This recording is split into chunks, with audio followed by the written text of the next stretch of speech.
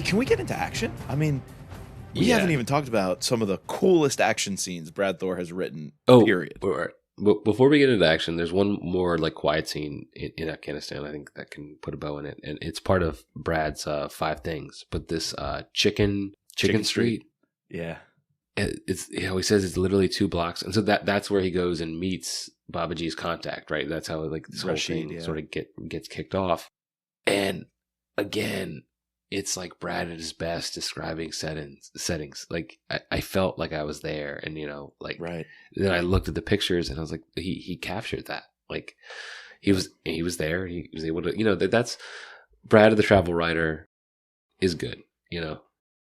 There's also a store that Flower was a cool character. He was on Babaji's team, even though he was a local Afghan who could just run any sort of errands for them. You know, he was also the muscle. Could be the driver. Yeah, but he goes to a shop just to pick up snacks and things. And there's one shop in Kabul selling like Doritos and Coke and chips and to Westerners, all these Western things. And they're like, we really think the owner of that store is an Iranian intelligence official or officer. And we think they just use this store that sells Western goods as a front to really collect intel, knowing the Americans would come here to shop. Yeah. And I was like, again, that's got to be one of those things that's real. That makes so much sense that the Iranians would run that shop, or somebody who wants intel on us would run that shop pretending to be locals selling our goods just to get us in the front door. Yeah. All right. So action. I guess you said that the hospital plot, that sneaking in, is more suspense than action. So I guess the first bit of action we really get is when they've already met with the sheriff of the one village, and they're going to travel to the village where they think Masood is or was, and they get spotted. Yep. The lead convoy gets taken out. They're the last one. The second one, I think, gets taken out, and they have to start, get out, start to avoid taking fire. And it's only when this Canadian helicopter again, the Canadians coming in to save the day. It reminded me of the Path of the Assassin, when they're in that canyon in the desert, and the helicopter comes and saves the day and like takes out all the guys that are there with the villains, like crew. Very cool scene. It does seem like that. You're right. I could see the connection. Brad writes a pretty good helicopter scene. Not gonna lie. Though I think that's overshadowed by the C-130. By the AC-130 Spectre gunship. Yeah. When that thing comes in, and again, I think it was Fontaine who calls his connections in the Canadian services, and he uses a fake call sign. He calls in that it's for a special operations guy who the Americans would jump at, wanting to send in the cavalry for. He uses that guy's call sign to get immediate help. And these guys, I think they took the RPG to the convoy, and there was like a shootout, but then they retreat to this mud house, and we're like counting down the seconds. And I think that's when Gallagher gets shot. Is that the same scene? No, Gallagher's already shot. Gallagher gets shot when they're running in. So when they they finally get to the village where Masood is, there are still like Taliban around, right? Right. Even though they come in with the other Shura, they kind of like, and so it's then that when they're taking fire, Gallagher gets shot, protecting the one boy. That's right. Asadullah, he was the one originally with Julia. Right. Gotcha. And they were protecting him. That's right. It's in one of the villages that he's protecting Asadullah, and he gets shot because of that. And because then he brings back they hook up with the NATO. Yeah. And so then he drops off Gallagher with the Canadians, and they rush him back to the hospital. And he that's right. The last, like, Gallagher never goes to the camp, that's up at this higher elevation where they snatch Julia. Yeah, it's only him and Fontaine. Yeah, and that's why right. This translator who they've been using, who he has the connection, it's his like cousin or his friend that is tasked, doesn't like the Taliban because the village or area that they're at is actually used to be a part of his family. Masood took it over. He wants it back. But he respects Gallagher for saving, even though this kid is a little shit who, groped the American, but he still saved his life. And he respects that. So now he doesn't even want the money. He's like, I'm going to go. I have this friend. We're going to do this. We're going to get her back. Right. We're going to pay it forward. Dude, I'm pretty sure the gunship gives them cover on the helicopter scene. Does it also? I thought that was just the Canadians, and then the gunship is the Americans at the end. Okay. I do know Fontaine calls in some sort of artillery from the air that clears the way for the chopper to extract them. Okay. I forget if it's the same team or not. Although I think it is the same team because I remember them saying they'd be on standby again. And then that's when in the final action sequence they call them in because they've already saved their bacon once. Okay. And the guys want to come back and do it again. Either way, anytime that's done where you have a controller call in some sort of airstrike and use the IR strobes and whatnot, those scenes are just absolutely perfect. And you're right, that last one is once they have Julia. That's when they're taking shots and they're getting chased. Right. They go down there like down in this one lane icy road. It's up in the mountains. It's the wintertime, so it's cold. And Fontaine slams on the brakes, but the brakes sort of, because the ball tires, they can't go back. And then when they go back, they see that the cousins, the other vehicle was also taken out. And I had to re-listen to this scene a couple times because there's so much going on and it happens so fast. It's very propulsive. Oh, he rolls the frags underneath the two Taliban vehicles. Yes. And then we get this interesting, I don't know if we've gotten this literary device from Brad before where Fontaine calls in the ship or approves the attack, and then he says everyone hold on, and then we immediately cut to Masood and the Russian, and they're driving, and they realize what's happening. Skies are about to open. The skies are about to open, and then they don't see this other car, and they crash, and one essentially it was just a very interesting device and how Brad wrote sort of their downfall and how the one says about his son and the other one sees Zwak for one last time. Obviously it's he's going to the afterlife or hell, whatever. Right. But no, it was cool. Yeah. And then another device that's done for suspense, which is kind of a trope, but it worked real well, was getting the cell phone signal. How they were between the valley and the mountain, right? And they couldn't call them in. And then it's at the end when they're pinned down and Masood is bearing down on them that they get the signal. And I think Julia passes the phone to Fontaine and is connected. And boom, that's when they know they're saved. That's when the Eagles come. We made a Lord of the Rings reference in the past, but that's when the Eagles swoop in and Sam and Frodo are lifted up out of Mount Doom. That's funny. Yeah, no, that end scene was really cool. Even though we're getting them slightly mixed up, anytime there's a convoy, an RPG, you call in a gunship, you need a helicopter for extract, it's done so well. But so between both of these scenes where that happens, I kind of have them jumbled in my mind. Yeah, me too. You're reading because them, they are very similar, but they're similar, right? When you're reading them, though, there's nothing like it. That is the exact action that I want in a thriller. Definitely. But besides that, we don't get much other action in this novel. No, there isn't. There really isn't. I was wondering. I didn't mind it. Is that weird to say? No, it's perfect. I'm wondering what I'm going to give this on the scorecard. We might as well just get there pretty soon because I love it. We're already an hour and 10 minutes into recording, so. Right. I loved it so much, but there's not a lot of action. But what we do get is so good. So I don't think I can give it the perfect 10, but it's dancing pretty close with it, the parts that we get. I can't give it a 10, but I also don't want to ding it for in the past we've dinged good action, but just lack thereof. So I guess I got to split the difference and give it an 8. or an 8.5? I think it's a 9. I A agree. 9? I hear you on that. I think I have to go 9 because I loved it so much. But I can't even say it's a pacing issue though, right? Because most books where we get a whole lot of action in the second half, that's so good, but it was slow to develop. Like I don't care. I like the slow to develop in the beginning because we're meeting the team of Baba G and Flower and Hoyt, which oh boy, we didn't even talk Hoyt. That guy's nuts.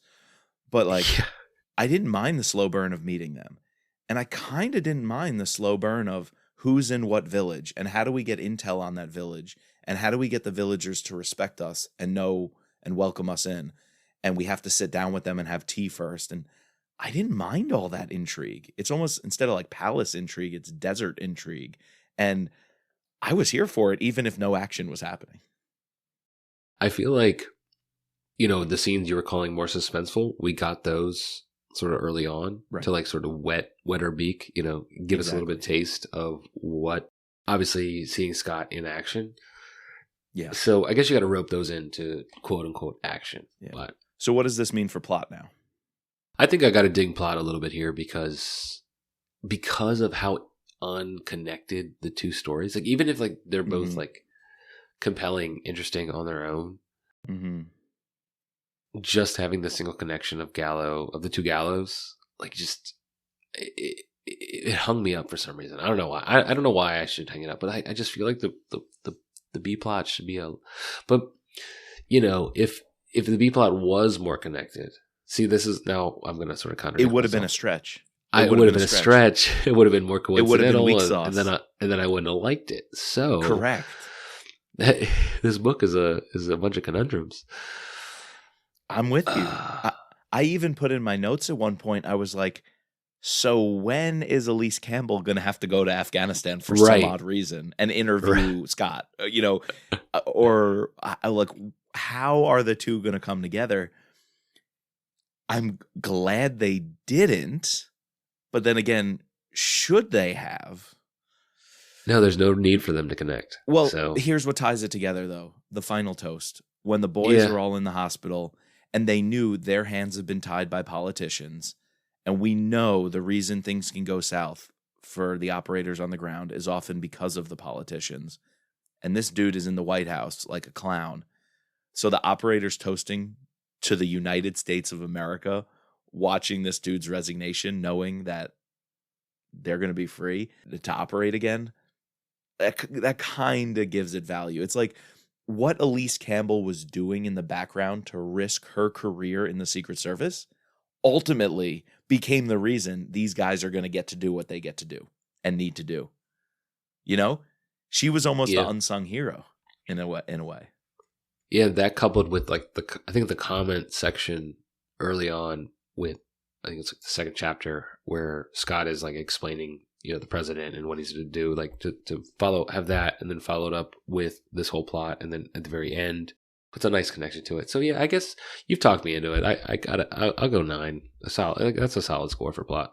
I think I talked myself into it too. I think I was going to go 8, 8.5, but yeah, I talked myself into it. And because of that, I'm giving this like ignoring the B plot. The A plot alone has me a 5 out of 5 on buy-in. Like just absolutely. We've talked about, the heightened realism, the attention to detail, the well-crafted research, the fact that it didn't have to be about, some virus that's going to take over the world. It didn't have, True Believer or not True Believer, Devil's Hand. It didn't have to be about a nuke that gets dropped in a mountain Memorial Day. Like there's low stakes. The stakes, low stakes literally are, let's save this girl, and I care so much. Yeah, exactly. And that's all that's going on. Let's get this prisoner back, and I care deeply, and there's literally nothing more to the story than that. All right, what about the bad guys? The bad guys were really good.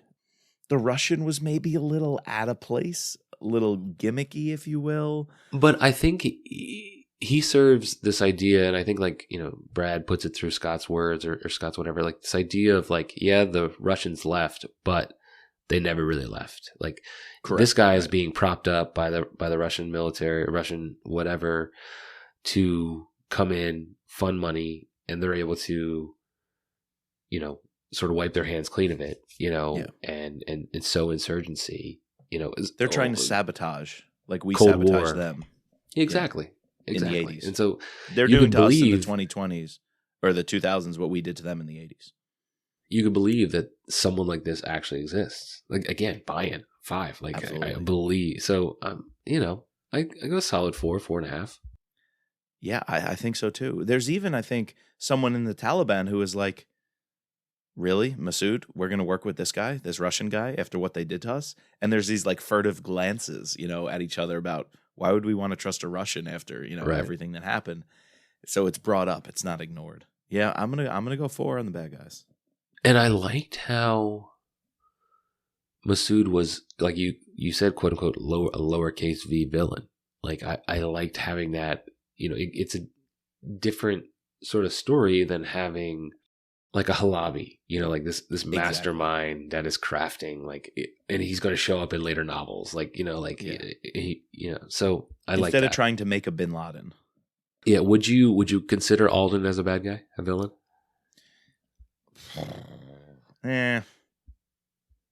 I'm gonna say no, just because if the answer is yes, I'm gonna bring down my score on the bad guys. Yeah.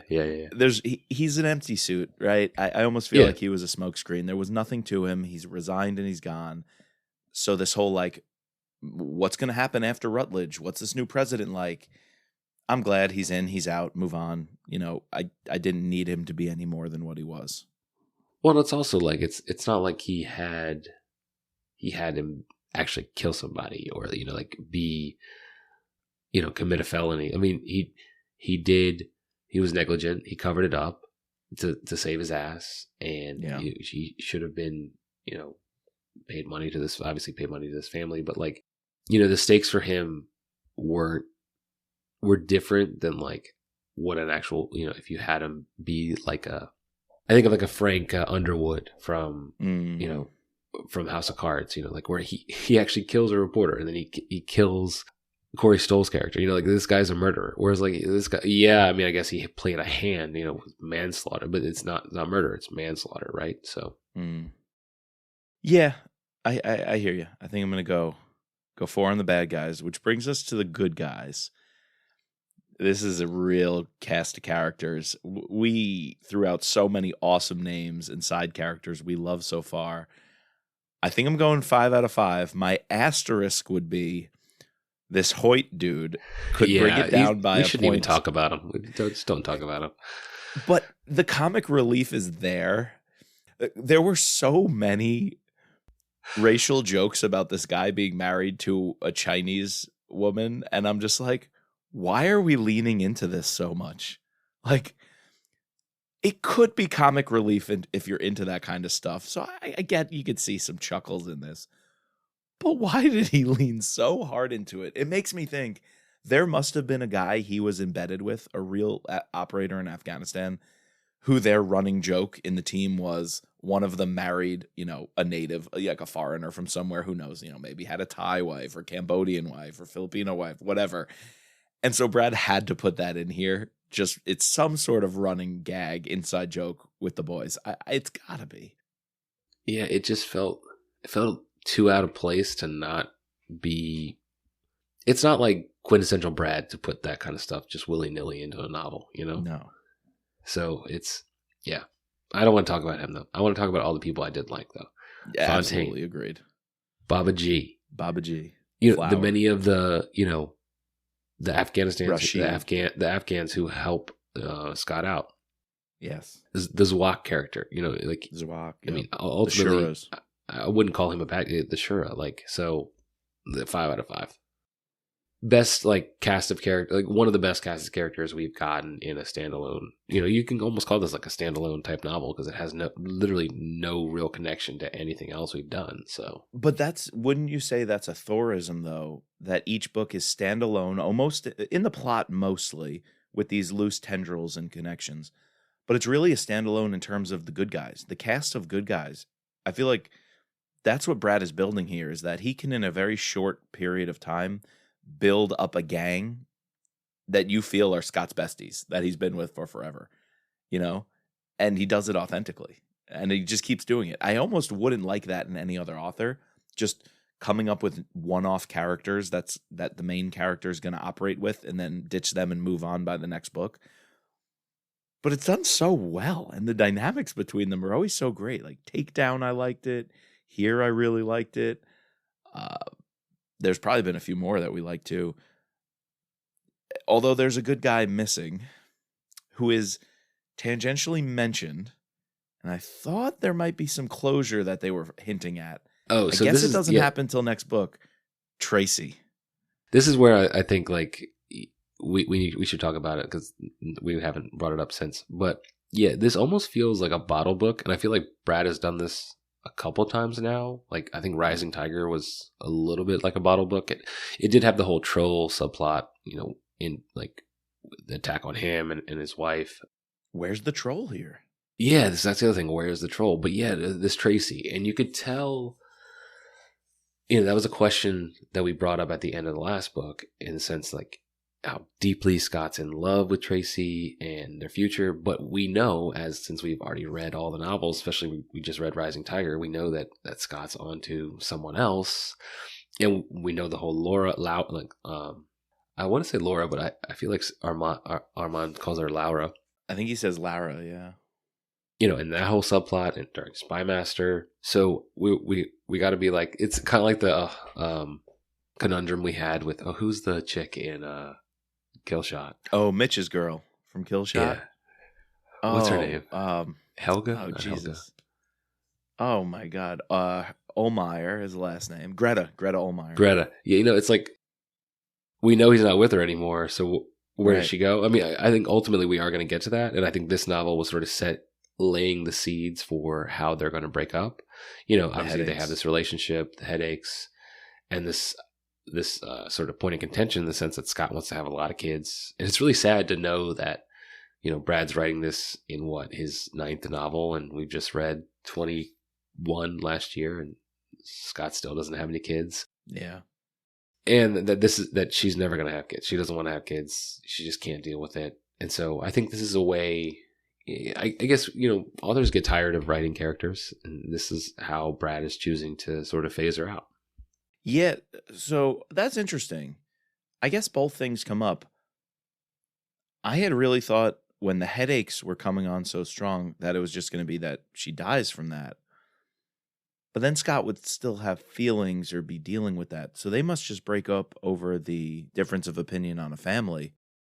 I think it's going to be similar to Meg. Like, I think it's going to be very similar to Meg, and these, Meg Cassidy, a little bit more deeper than Meg Cassidy. Like the sense they just realize they can't. They're incompatible, not because they don't love each other, but they're incompatible in their desires or their priorities and work. Because Tracy's also much younger than Scott, right? Like Scott. She's younger, yeah. See, when they were talking so heavily about the headaches, I was thinking it was going to be more like she dies, but I don't remember. I really don't. Yeah, I think in the next book we're gonna get some clarity on this pretty quickly. Clarity and closure. Yeah. So the troll is actually mentioned, by the way, kind of in a tangential way. Well, not exactly, but. In the beginning, like most books do, they talk about how the president shut down the Apex project. Oh, yeah. I was going to bring this up too. Yeah. And so the OIAA or whatever it was that Gary Lawler runs to have the Apex project where Scott can do what Scott needs to do. This president is shutting that down, closing that down. So that's, again, another reason why Scott harbors some resentment against him. So seeing him resign, what the Secret Service agent was doing, is important to the plot in the end because, it might allow Scott some more covered, and Gary Lawler to do what he does best. But there's a line that says, ever since that happened with the presidential transition, Scott was planning to go into a private intelligence gathering firm. Yeah, he's already gotten this job that he's going to start in like 6 months. That's got to be the troll, right? So I think that's the beginning of the Carlton group. Yeah, we got to see how all this comes together. But when I read that hint, you think Reed Carlton comes in that soon? So what's the next novel? So Foreign Influence. And then Full Black. Full Black, he's definitely in the Carlton group. I think Foreign Influence is where we first get a glimpse of Reed Carlton. Yeah. So I think you're right. I think that's what it was hinting at. we have the Athena project sort of in between Foreign Influence and Full Black. And we know that Scott's already working for the Carlton Group in Full Black and during the Athena project. So that's it. Next one's a big one then. Yeah. Next book is a Hinge moment. Yeah, it's opening up the new chapter of, what's going to be Scott's life. All right, back to the scorecard though. We got to wrap things up with the setting and everybody's favorite, judge a cover by the book. So let's round out the setting. You said you loved Afghanistan. You felt like it was a character in the book. I agree. Are you going to 5? I can't give it anything less than a 5, right? I have to, right? I have to. I was there. I was with Brad riding on these Humvees and everything. Yeah, so we didn't even do the traveling heavy because he doesn't go. I mean, he's in Afghanistan. He goes a lot of places in Afghanistan, right? So he goes from Kabul to Jalalabad to various different villages around both of them. And he's in D.C. In the very beginning. I guess, we get, what's her name? Elise Campbell goes from D.C. to New York to, she's from Virginia Beach, whatever. But yeah, I like that this book was very contained. But we've gotten some contained books before, but we felt that the setting was a little bit lacking in the sense that it just wasn't, it was almost like just a place card. Whereas this felt, like I said, Afghanistan felt like a character in this novel, and I enjoyed that. So I got to give it a 5. Yeah, 100% with you, which is funny because we're not traveling heavy. We're traveling quite light, and I'm here for it. It's, we said something with Jack Carr, which is sometimes you swing for the fences and you do something different that really is maybe outside of your writing wheelhouse or that you haven't done in the rest of your novels. And sometimes it just works. It works right here. Staying in one place, digging deep into that one country, sitting and stewing and seeing the different perspectives from this one area really works. So, 5 out of 5 there. We're headed for some high scores here. I know this novel is quickly rising up the ranks. It's rising up the ranks, and dude, I think one thing that's going to help that is the covers. Oh, see, that's where I'm going to go. I'm going to diverge from you. Really? Okay, tell me why. Judge this cover by the book. So the one cover that I really like is cover C, which is interesting because absolutely. Normally cover C is the one we don't like, but we get some. What do you know where this gate is? I don't, but it's really, really cool looking. Is it the one that's on the flag, on the seal there? No, doesn't have that like arch thingy. But what is that seal? So that's the seal that's on the flag, the Afghan flag. Oh, okay. So I was assuming this was either a gate in Kabul or in Jalalabad somewhere, in country. And I like that. I like when the cover directly relates to the novel. So I really like that. I'm kind of a fan of this newer, we haven't at least gotten to the ones I don't like of this newer run of paperbacks. But the original cover, it's so generic to me, dude. And okay. Also, I didn't like the title until you told me what the author's note was, and I guess that's my fault for listening to the audiobook, and I guess it's the audiobook's fault for not putting that little author snippet. But I didn't understand this idea of who, I guess the operators are supposed to be the apostles. That's what he said, but right, the true believers. Yeah, and this, I don't know, is a stone. This stone. Yeah, the marble doesn't fit. With, that's our seal. It's got a bullet in it. It's just that could be on any novel. That to me, it's so generic. You know what? I'm kind of seeing it now. I thought cover A looked cool because I have the hardback and holding it. It's like a really cool feel. It does. But the marble doesn't make any sense. It does look cool, but this would be better on a novel that's set in DC or DC, in the United States. You're right. Now, if that was the seal from cover C with a bullet in it, that'd be interesting. That'd be really cool. And then the same happens with cover B. This reads to me, screams like Mission Impossible. It screams Mission Impossible cover to me for some reason.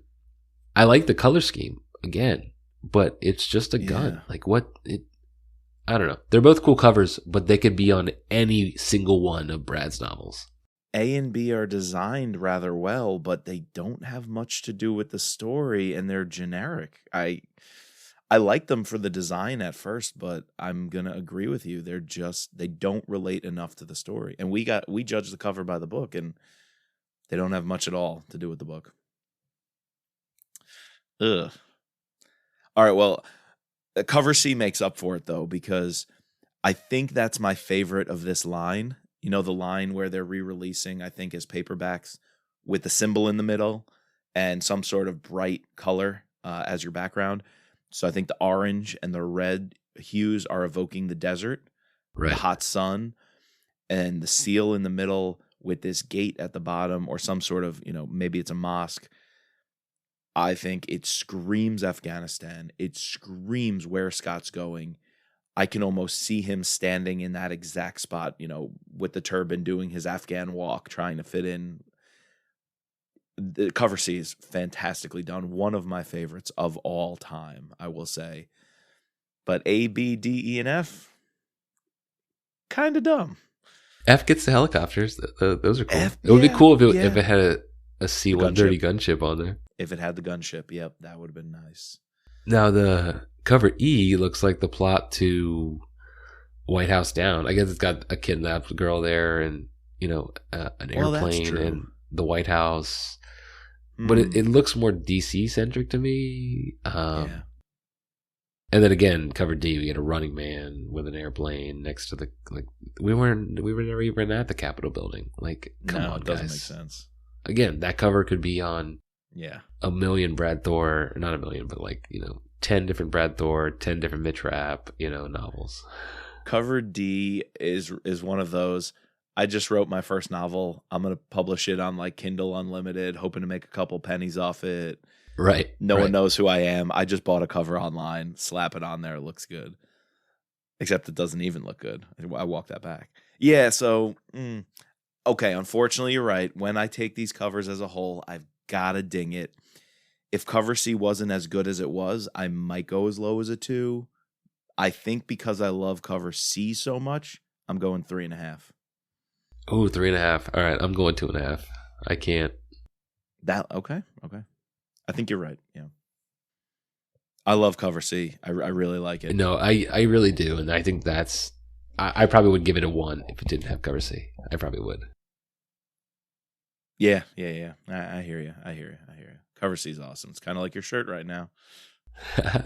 You're wearing that bright orange. Tennessee, baby. Tennessee? Yeah, there it is. Okay. I didn't know you like Tennessee. What? Oh, okay. That's where she went and got her PhD. So I have a couple of Tennessee things. The Furmans are a family of doctors.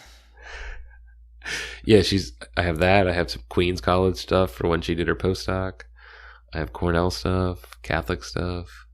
Woof. Got some education in that family over there. All of your kids have PhDs already. Side note, both me and Mike, I'm sure we've said this on the pod a couple times, but me and Mike, we met at Catholic University. And I have a Catholic sweatshirt that I love, and I wear it a lot. So I wore it down when I was working at the Eagle Stadium, and I've never gotten anyone. When I wear Cornell stuff, I've gotten people to say, "Oh, Cornell, did you go there?" Never gotten anyone to say anything about Catholic University. And in the same day, same game, 2 people shouted out the one guy was like, "Go Cardinals!" I had to be like. I didn't even know he was talking to me. And I was like, oh, Cardinals, right. That's our mascot. Dude, Catholic is full of Philly people. Yeah. Or right outside the Catholic Philly University people. Of Philadelphia in Washington, D.C. Right outside Philadelphia, yeah. Everyone was like, where are you from? Right outside Philadelphia. You could be in North Jersey. I'm from right outside Philadelphia. Oh, dude, 100%. Everybody's right outside Philadelphia. It's where you're from, Allentown. Yeah, exactly. No, that's not right outside Philadelphia. Yeah, I live in middle Pennsylvania. Everyone from Wilkes-Barre is oh yeah, I'm from just a little outside of Philly. Except Scranton people. I should take that back. Scranton people they'll say Scranton endlessly. But it's only because of The Office. Even some Harrisburg people, they'd be yeah, just outside Philly. Yeah, I don't think people would say Harrisburg. They'd say like, yeah, No. but like, because they're only an hour outside. So. Oh, that's good. That's good. All right. Well, what does that bring the total to for you, my friend? Because these numbers are climbing. Oh, you didn't do the free space. You didn't do free space. Oh, we didn't do free space. All right. Got distracted here talking about how, Patrick got a perfect score on the SATs at the age of 7. Not yet. What's your free space, Mike? So I really liked everything in the villages and how the backdrop of it all is this code of Pashtun Valley. And the fact that was part of Brad's blog on the 5 Fast Facts, I think shows it means a lot to him. Yeah. And so, as he describes, let's find it down here. Oh, and if you've seen, what was the movie about Marcus Luttrell and how he was protected, or one of these movies where he was taken in and protected by these villagers and housed. So, as Brad writes on the website, in The Apostle, we learn that the traditional Pashtun code of honor explicitly dictates every aspect of their lives. One of the most important aspects of this unwritten code is the treatment of guests. Hospitality is a point of pride and honor among the Pashtun, Afghanistan's largest ethnic group. The principles of this code of conduct, including justice, forgiveness, bravery, and loyalty, are practiced by Pashtun around the world. I thought it was super cool to include that, have it as a backdrop, and really a theme running through everything about this novel. In fact, it made its way into my limerick.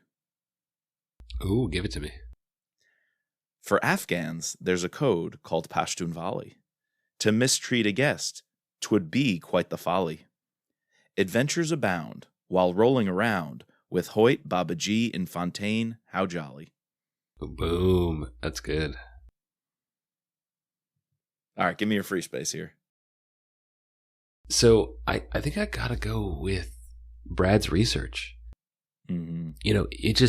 It sings through the entire novel, and even these like one-off things where they're talking about, he references the plot of Lone Survivor, and obviously that's a real event. He brings that up, where you can't like let, the plot of that is like these goat herds find these Navy SEALs and they let them go because they don't think that they pose a risk, but in fact they run and tell the Taliban, and next thing you know, there's I think 4 of the 5 Navy SEALs, along with like the 16 people that come to save them, all perish, and there's only one Navy SEAL that survives. That's the movie I was thinking of. Yeah. There's also, just you could tell that he cared about this, and just the little snippets that he puts throughout. I really enjoyed that. Absolutely. This book is so good, and when you're reading it, that must be the case. And then when you find an article or realize that Brad was embedded with this team and spent time in Afghanistan, you're like, it just makes sense. All the pieces fall into place and come together. There was one other thing that I thought was interesting. He says to Aiden Osbeck when, I guess they're going somewhere, and he's like, no one's allowed to search the car. They're going into like some CIA thing. Like no one's allowed to search the car. Well, that's when they're turning in Mustafa Khan. Yeah. Turning him over to the CIA. And that just... Have you seen Zero Dark 30? Oh, yeah. And like the scene where that gets them in trouble. And I thought that was interesting how he put that in the novel, and how by breaking protocol and not searching that one car, got like all those CIA people killed at that one facility. And Osbeck is like, this is the CIA. You're trying to come into Bagram. Like, you're going to get stopped, Scott. And Scott's like, okay, I'll turn around. You don't get Mustafa Khan. And Osbeck gives in and goes, fine, we'll clear you. That's a big risk. Just like that woman was taken in Zero Dark 30 to let that car through because she didn't want to spook him. Yeah. No. I think though, we know Osbeck from the book before. Right. But it was interesting to me, like reading that and then thinking back to, events in the past that actually happened. Yeah. So, all right. What's my score? What's your score? 46.5? I think I got a 46.5. Let me see. 1, 2, 3, 4.5. I got 4.5. Is that 45.5? Is that what you had? What'd you have? I had a 44.5. 44.5. I clock in at a 45.5. Ooh, good score. I think, man. So far, That's the highest rated book that we have. Although the first two we didn't use the scorecard on. We hadn't created it yet with Lions and Path. So this is up there. This is up there, Chris. You're still going to say you don't think it's going to be in your top 5 at the end of this whole shindig? Now that we like talked about it, it's definitely in my top 5 for like right now. I think so too. Yeah. We'll see if it stays in it, but yeah, you think so? I think it will for me. I really do. I guess can we say we reserve the right to eat whatever our scorecards say? Like we reserve the right to at the end we will rank them the way our scorecards do, but also like we reserve the right to move them up and down for how we feel. No, I 100% think that's the case. These are our scores in the moment, but it doesn't have to. Our final rankings at the end of this whole journey of a podcast, I don't think have to go directly by the scores. We could rank them still on this general feel or vibe, like right. A book could move up because of a vibe or a book can move down because of a vibe. Right. And they age differently. We saw that with the Mitch Rapp series. You might remember a book fondly, 5 books from now, and it moves up a little bit because of how you remember it. And there might be another one you liked in the moment, but it doesn't age well in that it doesn't stick, or something later on in the series contradicts it and it loses some of its cred. So I think we reserve that right. Or about how we what was the one we were just reading? How we read it? Oh, it was Path. Yeah. What was the first commandment? Elevated First commandment Path made Path of the Assassin a lot better because of what was that guy's name? Yeah, how that story was connected. Oh, Ari Schoen comes back. Yeah, the story was connected by Ari Schoen. Exactly. And we really unpacked the ending of Path of the Assassin, but it took 4 more books before the payoff was there. Right. So our scorecard, we go back and, we don't have one for that one. But if we were to do that, that would be a very low score solely on that book. But, so I'm still not elevated. Path is still probably at the moment, it's the second behind Blowback is obviously my least favorite novel so far. Yeah. Blowback is dumpster diving. Yeah. Oh, maybe we should, when we hit the halfway mark, we should do a little, brief little pod talking about things we've liked from the first half of the Brad Thor series. Yeah, no, I definitely think we do kind of slow down, recap, reflection episode. So the halfway point would be which book? If the new one coming out is going to be 22 or 23? 22, I think, right? The new one coming out, you're right, is going to be 22. So what's the 11th book? So this is the 8th, but we've actually done 9 because we jumped ahead. That's true. So maybe after 10? So yeah, we would have 2 more. Which means we're going to pause after Full Black, which I think Foreign Influence and Full Black might be. Do we do Foreign Influence, do the Athena, and then pause before we get Full Black? Because I know we both like Full Black. Yeah. Yeah, we're going to have to see. Maybe because we've already scheduled it out, we go through Full Black, then we do a reflection on books 1 through 10 plus Athena. Yeah, 10 plus Athena. Yeah. Okay, sounds good to me. Cool. Dude, good pod, man. Great pod, great book. Great research by Brad. All right, so next time when you hear from us, we're going to be over on when you hear from us on this feed, we will be doing Foreign Influence. Excited about that one. But the next pod we release will be over on our Known Limits podcast. We'll be doing our first, one-off book or, non-serialized book by Connor Sullivan, and that's Sleeping Bear. You've already read this one, right, Mike? I read it. It's really good, and we want to do that one this month because I think it's next month that his second book comes out, and he's also going to back to Russia in his second book, I hear. So, yeah, I think we got a good 1-2 punch in Connor Sullivan with his debut book that came out last year, and then his next one coming out this March. I can't wait to read that. Wolf Trap is his second one. Wolf Trap, right. All right, we need to thank our patrons, our special operator, Sherry F., our special agents, Daryl, Kevin, George, Ben, Matt, Dawn, Peggy, Ray, Bridget, and Mark. Please subscribe, rate, and review using your favorite podcasting platform. You can find us all 3 seasons on Apple Podcast as well as Spotify. You can find us online at thrillerpod.com or on Twitter and Instagram at thrillerpodcast. And as always, to the United States of America. I love how Armand Schultz read that line. Yeah. The final line of the book. Loved it. The one I was thinking of was you could do, and as always, TIA. TIA. This is Afghanistan. Yeah. TIA. That's a good one. You know he picked that up over there. He heard that from Oh, yeah. For sure.